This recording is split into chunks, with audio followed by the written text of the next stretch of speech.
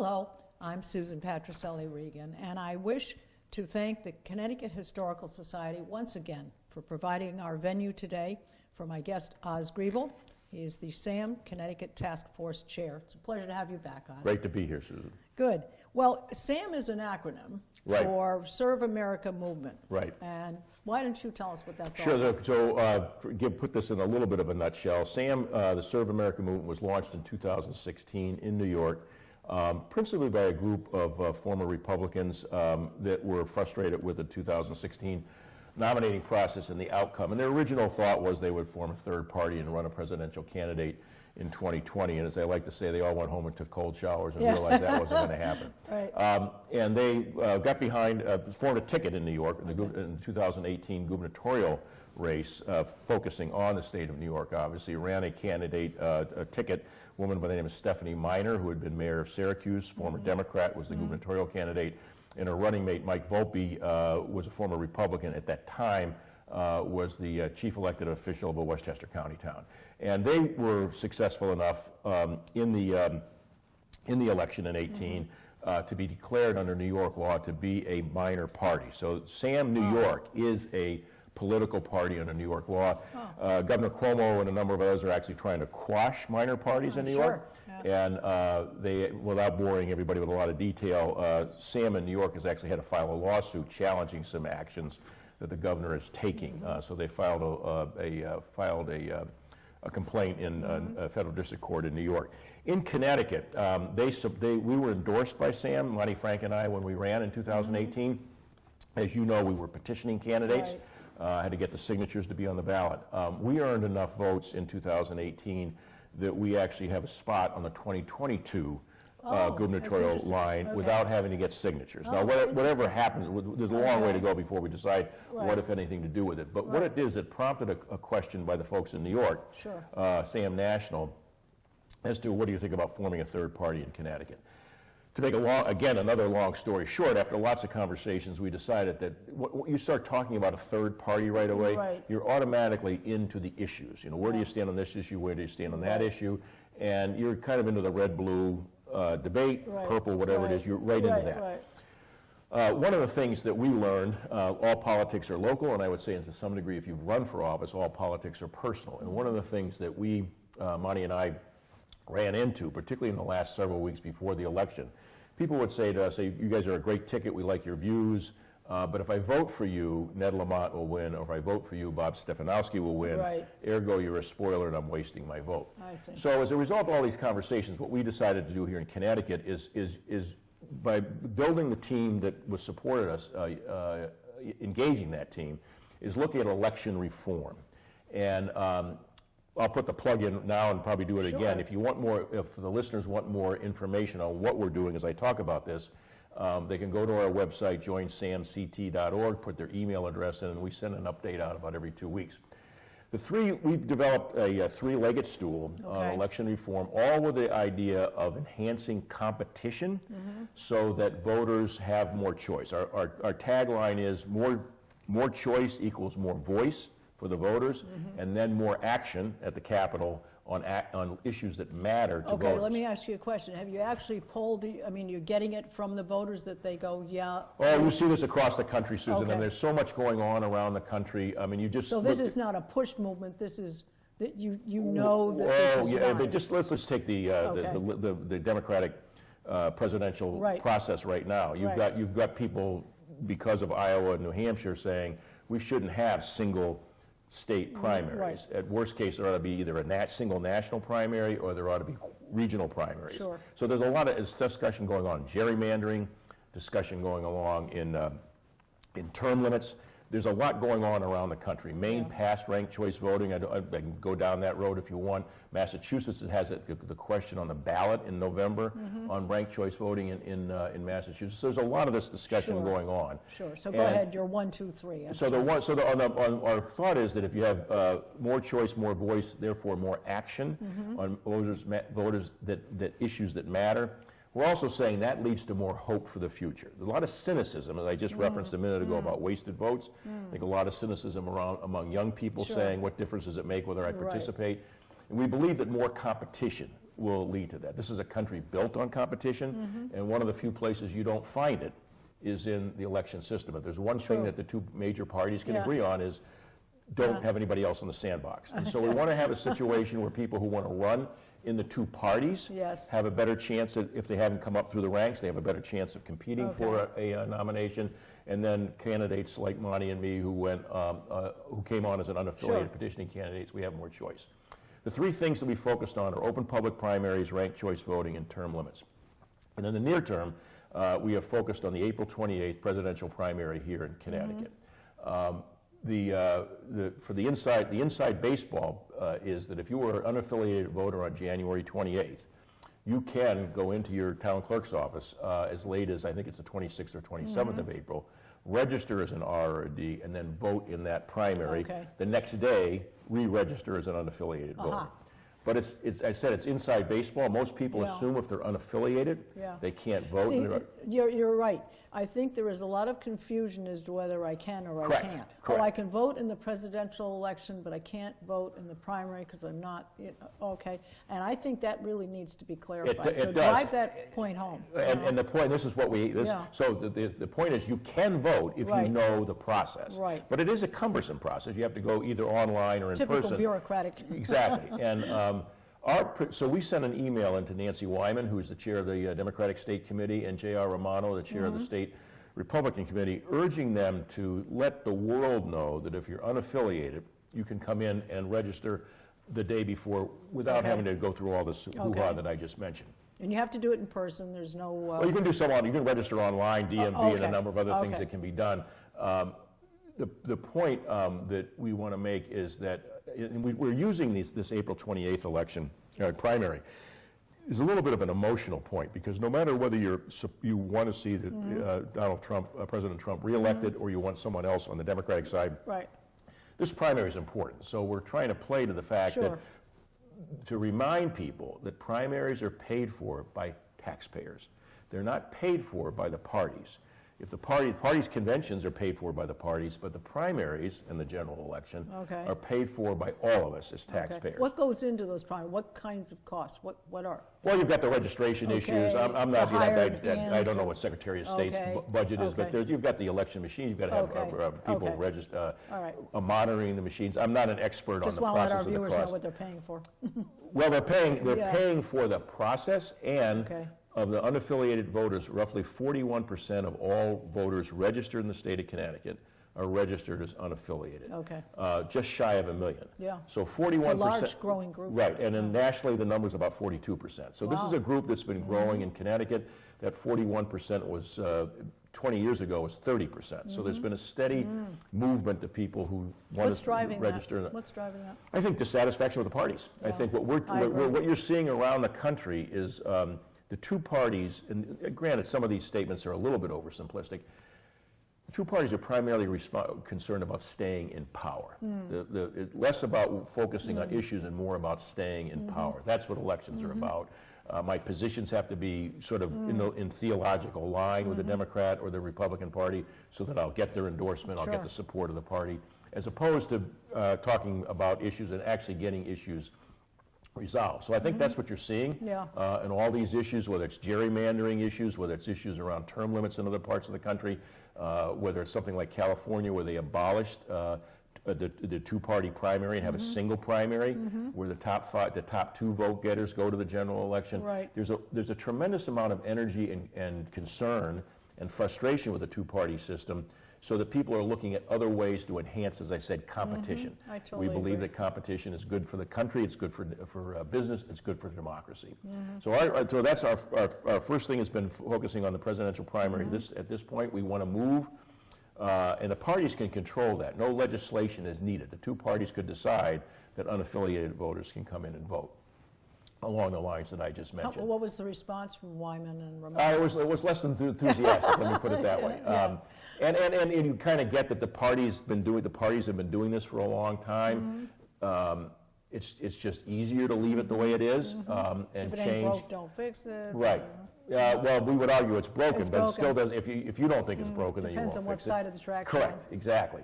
And what we want to do is move to this open public primary for all elections in Connecticut, not just for the presidential primary. So that'll be something that we'll be focusing on. We're going to be focusing on something called ranked choice voting, and ranked choice voting is a concept used in many other countries around the world. Maine put it in place for their congressional election in 2018. Massachusetts has the question on its November ballot as to whether ranked choice voting should be adopted in Massachusetts. The concept of ranked choice voting is to make sure that the winner of an election earns a majority of the votes. So if there are more than 2 candidates who are running, let's say in the case of I'll use Maine as the example, in 2018, 4 individuals were running for one of the congressional seats: Republican incumbent, a Democratic challenger, and 2 minor party candidates. In a ranked choice voting situation, instead of voting for one person, you rank the candidates in order of preference. And if someone, when the polls close, hasn't earned 50% plus 1, then what ranked choice voting does is, and this is what happened in Maine, you take the person who earned the fewest votes, and you look at who did the people who voted for that individual number 1, who'd they vote for number 2, 3, and 4? Oh, interesting. And then redistribute that back up until somebody has 50% plus 1. And when that happened, when the polls closed in November of election night of 2018, the Republican incumbent had 48% of the vote, Democratic challenger had 47, the 2 minor party candidates split 5. When you did what I just explained, the Democrat wound up winning that election as a result of ranked choice voting. And one of the Were people happy about all that? Well, certainly the people who supported the Democrat were.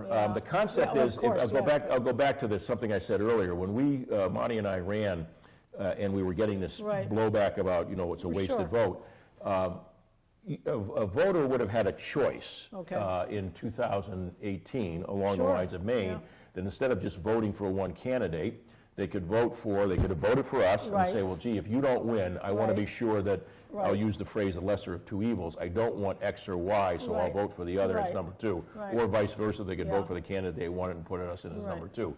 That, I think, first of all, changes the voter's perception of what a wasted vote is or is not. And as importantly, I think we believe that it will cause candidates running for office to be as concerned about the middle and the other side of the middle as it is to their theological right or theological left. And to me, that's where one of the things that is really important, certainly in the general election, and we think it's important in the primaries as well. So one of the things that California now is looking at, as opposed to a top 2, which they put in place in 18, they're looking at going to a top 5 with ranked choice voting, both in the primary and in the general election. And then the last thing we're talking about is the third leg of our stool, is term limits, with the idea that we adopted the 21st Amendment, I think, in 1948, Truman was still in office following Roosevelt's 4th election. As we know, it's limiting an individual to 2 terms in the presidency. I think that's something we ought to look at, that we want to advocate for in the constitutional offices here, as well as the legislative offices, with the idea that you can become calcified, I think, if you stay in office for a long period of time. There are certainly people who have been great public servants as elected officials, but to believe on balance, and I wasn't in this camp until about 5 or 6 years ago, that on balance, making sure that the process is open to new ideas, we think is important. Obviously, Washington set the example when he was asked to run for a 3rd term and chose not to do that.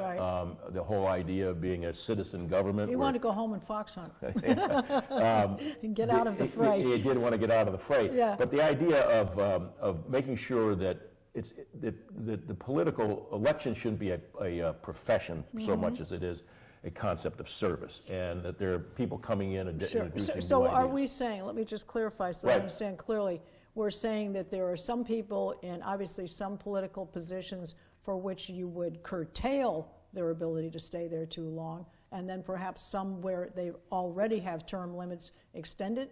Am I? No, we don't have term limits in Connecticut, so we're focused only on Connecticut. We're not focused on U.S. Senate or the U.S. House. So you're looking at doing that? We are going to be recommending specific term limits, both for the governor, lieutenant governor. There are 5 constitutional offices, and we haven't pinned all this now, but my gut is we will probably, our term limit will be 2 terms, just like the presidency of the United States.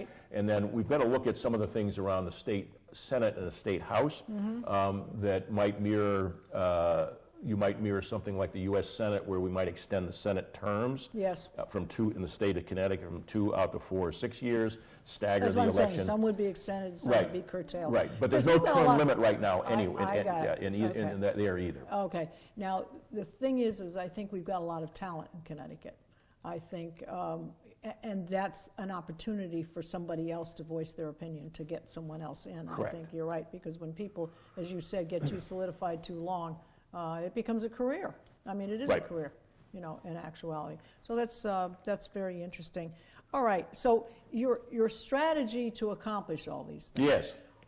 What are you doing? Yep. Obviously, you're speaking to people, you're here, Right. you're speaking to the media. What other things, what other venues do you?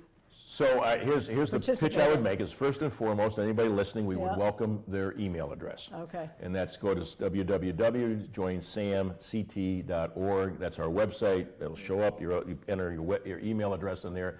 And we know in order for these kinds of things to be implemented, it is going to take time. It took Maine 5 or 6 years to get ranked choice voting in there. It's taken on gerrymandering form, it's taken 6, 8, 10 years in some cases. So we know what we're saying is we're building a movement of concerned citizens who want more competition among candidates and more choice at the ballot box. So first and foremost, we want to build that email address out so more people are following Okay. what we're doing. Second thing is my mantra, apropos of what you just said, is I will go anywhere, anytime, to talk to 20 or 200 people. I've gone to schools, high schools. I've even went to a 6th Are grade the young class. people interested in this? The high schools that I've gone to, yes. Yeah, okay. One of the points we I want to mean, they make. can't vote yet, but, Well, in many cases, you're going to a senior high influence their school class, they're parents. 18. Yeah. Many of them are Yeah. 18, and Well, they're, okay, and the they're- schools, high and many schools, high right. schools now offer the opportunity. I give credit to the teachers. They will actually work, through what's permitted is help the students register. So if they're 17 and a half, they can register now and then be able Oh, to vote interesting. in the November election. It's a So- driver's permit. Exactly. And the point I would make on this, to the response to your Yes. question is, this is about the future.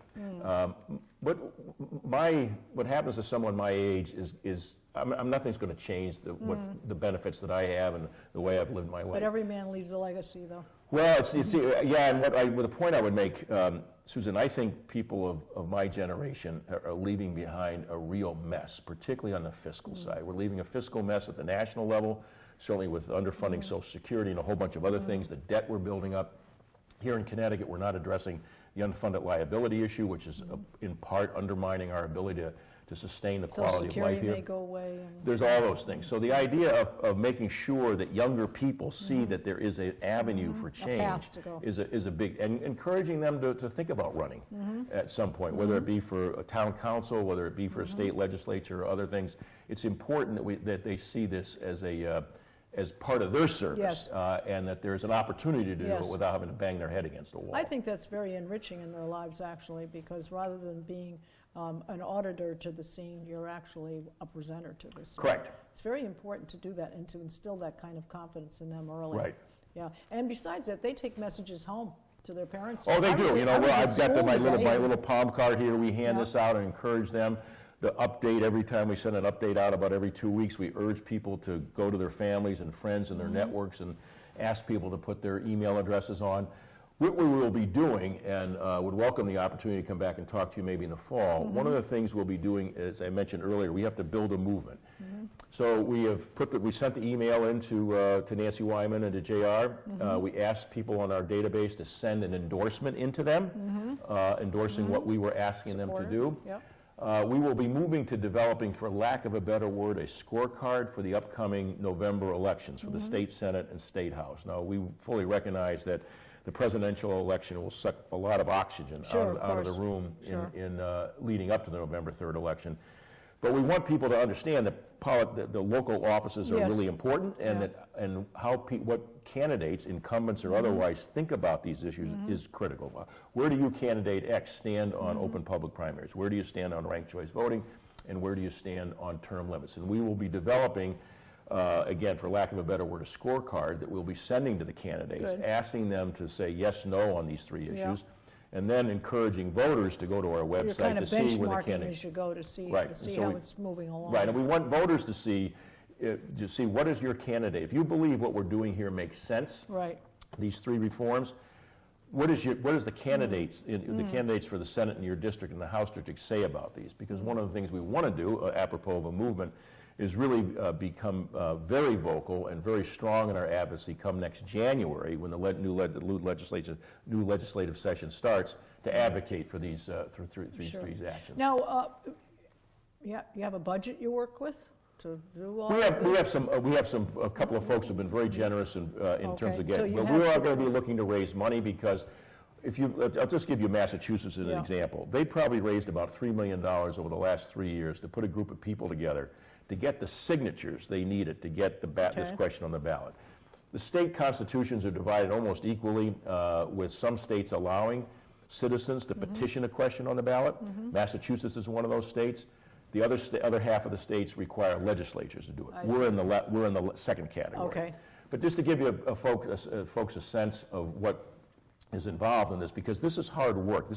It's harder work in many ways than a campaign for office, because it's going to take more time than a date. It's a lot of uphill. A lot It's a of heavy uphill, lift. no question. And so in Massachusetts, about 3 or 4 years ago, they raised $3 million, $3+ million to put a team together to collect the signatures.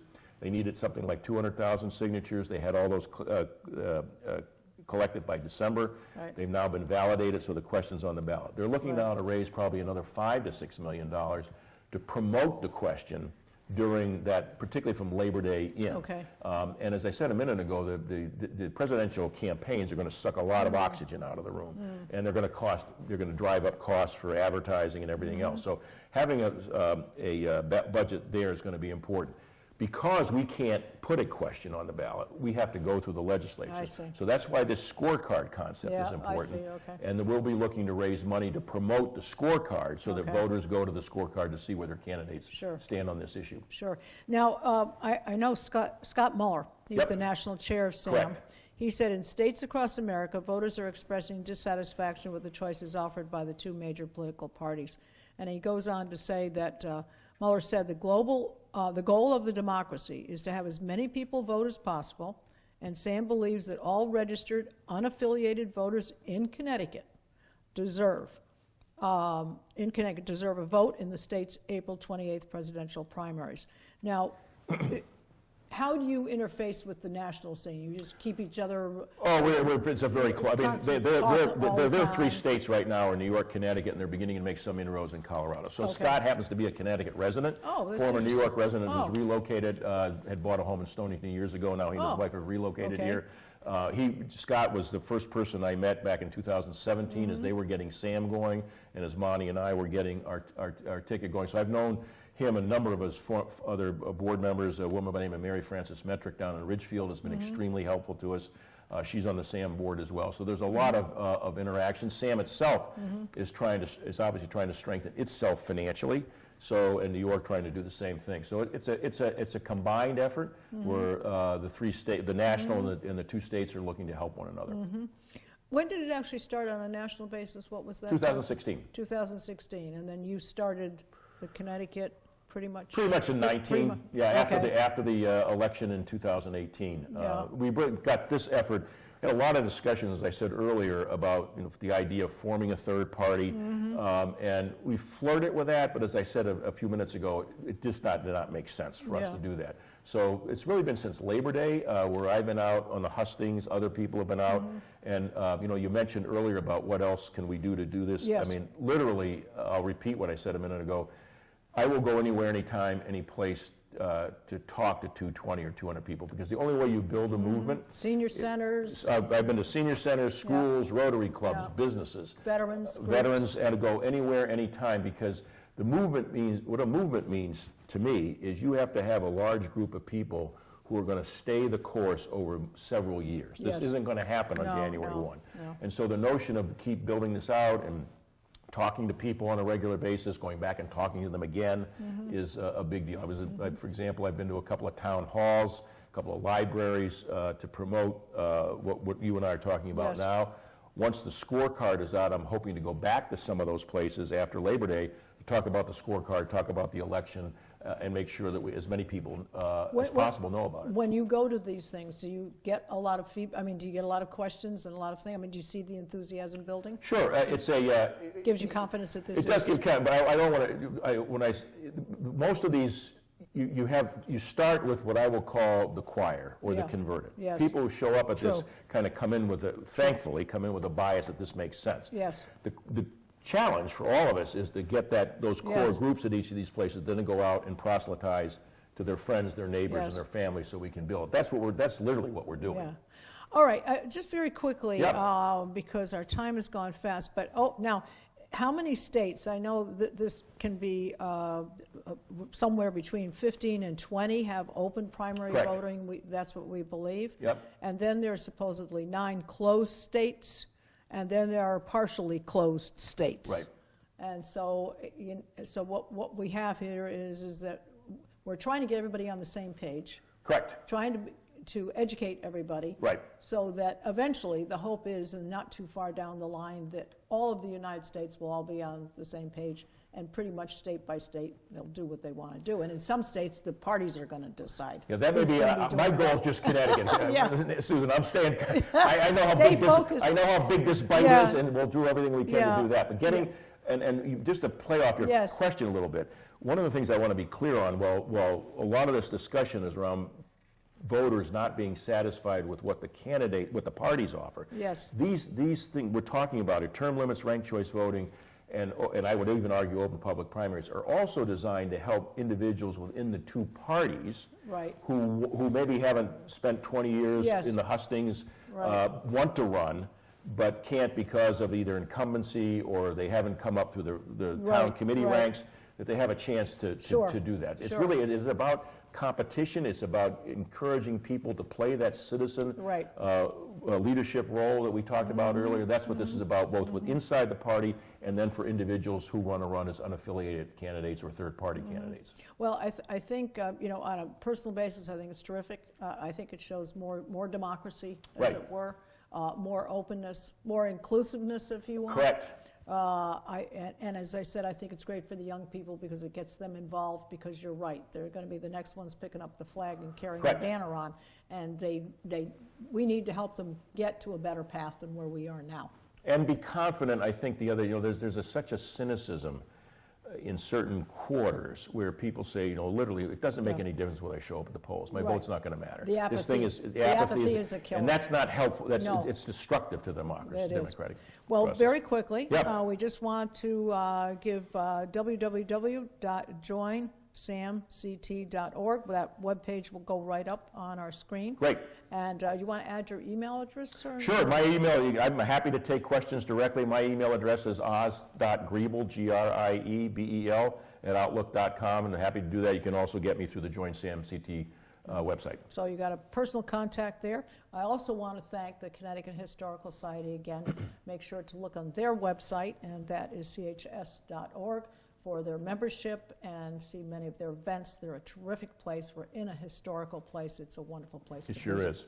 And I also want to remind you to see all of our programs on www.ctvalleyviews.com. This is Susan Patricelli-Regan, thanking Oz Griebel for being my guest. Thank you for having me. All right.